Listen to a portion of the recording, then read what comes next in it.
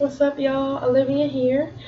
I hope everyone's doing good today, and I hope I can help and make your dreams better, make your sleep better, and make that virtual reality world that is a part of us become a way to escape and learn and change and grow and evolve, all of that good stuff.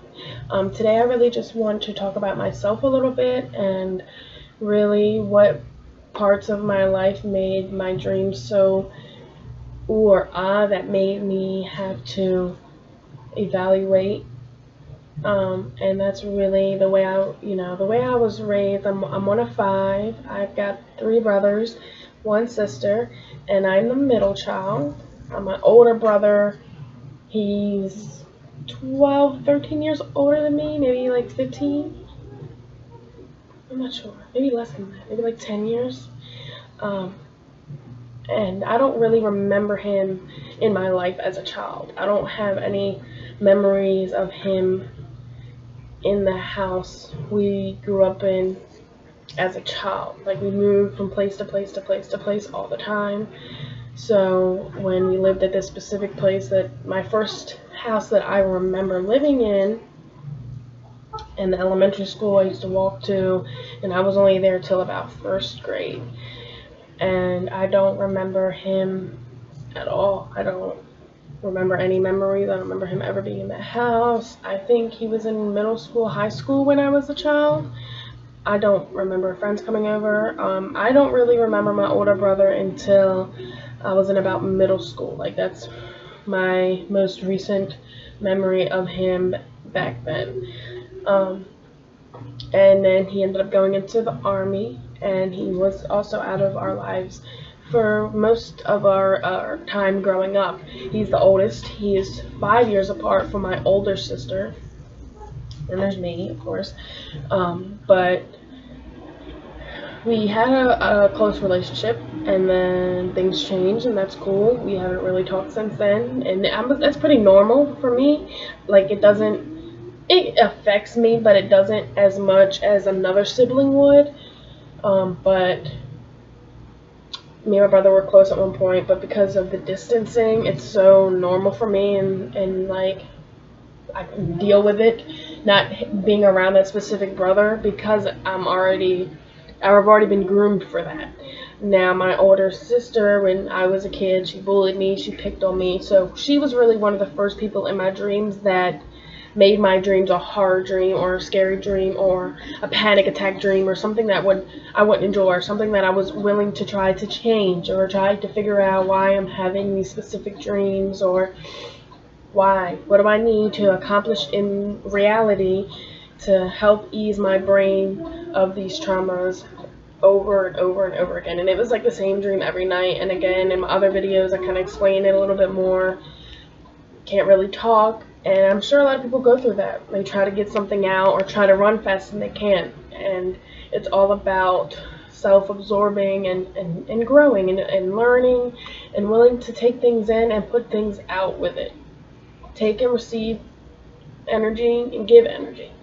Um, so, the other night I had a dream, and usually when something is going on outside of your ears when you're sleeping, it's happening. So let's say my radio turned on, a song was playing, and that song was in my dream. Well, when I woke up, I would have understood that, okay, that song specifically came on because of it being in my ear hearing range.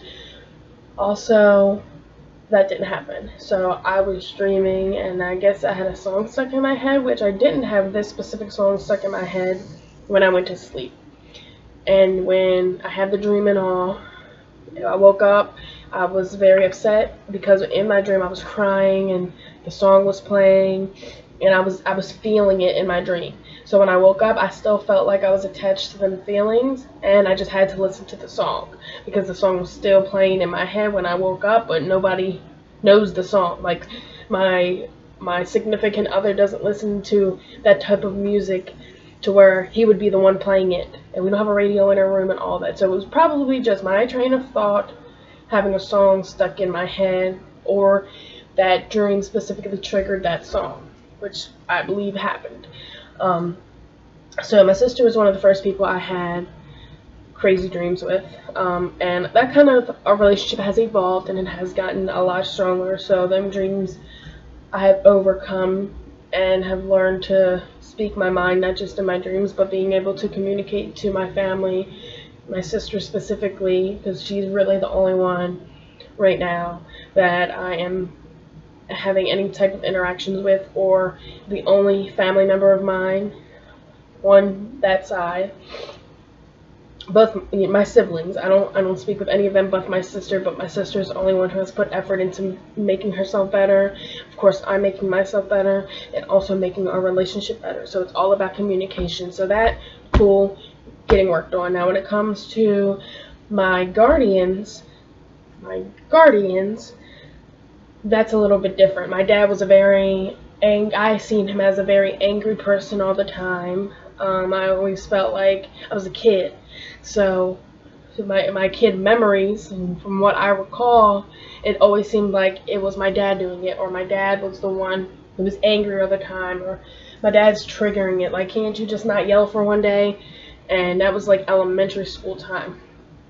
And then I grew up, and when I hit my teenage years, I realized that there's two sides to the story, and it became very stressful for me trying to navigate everyone that I lived with. Now, by this time, my sister moved to California with her fiance at the time and her first child at the time. So she's gone, and me, my little brothers, I have two little brothers, we're still going through house to house to house, not having food, not having clothes, not. I used to get made fun of in school for my friends that I hung out with on a daily basis, which were four specific girls that I hung out with all the time, and it was me and then the three other girls. Um, we hung out on a regular basis, and they would give me their clothes, and I would feel happy as hell to be wearing Hollister and Aeropostale, and it wasn't really feeling like I'm going to be accepted, or I didn't really think about bullying when I was in middle school. I didn't start seeing criticism, bad criticism, until I was in about 10th grade, and I didn't start really wearing leggings or doing my makeup really until about 10th grade, because that's when I started cosmetology and really learned more about it, and I wouldn't change it for the world because I was able to be a child for as long as I can. So my parents, have set a lot of trauma on me, and I can only imagine what my siblings are going through. And now we are all adults, and it just seems that the people other than my sister want to get paid to be an aunt or an uncle. Well, Rebecca is the only aunt, so that came out wrong. They want to get paid to be grandpa and pop and be paid to be grandma, or want some special attention. Or, of course, children can have that relationship with their parents where it's a mutual relationship. Like, hey, mom, you call, you have a home away from home. Well, I never had a home away from home because my mom lived in her home away from home for most of her life. And my dad has always been strung out. So as I got older, I started to realize the full book. Not the full book, but really understanding what I needed to know to make my life go forward and to settle my brain. So yeah, I'm having emotional dreams because I have emotions that I haven't been able to express to its fullest and haven't really found the right time to do so. And lately it seems like just not really let it go, but just cut all ties off. And it sucks because it's okay for me because I already learned, I already know, and I already expect this from that side of my family. I just don't want this for my daughter. I don't want her to think that she's the reason why this, that, and the third. Now, my fiance's family is more of a family to me than my family, my brothers, my mom, and my dad. Me and my dad had a very close relationship in the beginning. We've always been close. Me and my dad have always been very, very close. And that is because of me trying to take a position as a child that I didn't understand. As children, we had to worry about the bills, or we had to worry about, and we're children, we shouldn't have to worry about that. It's not something you should talk about in front of your children.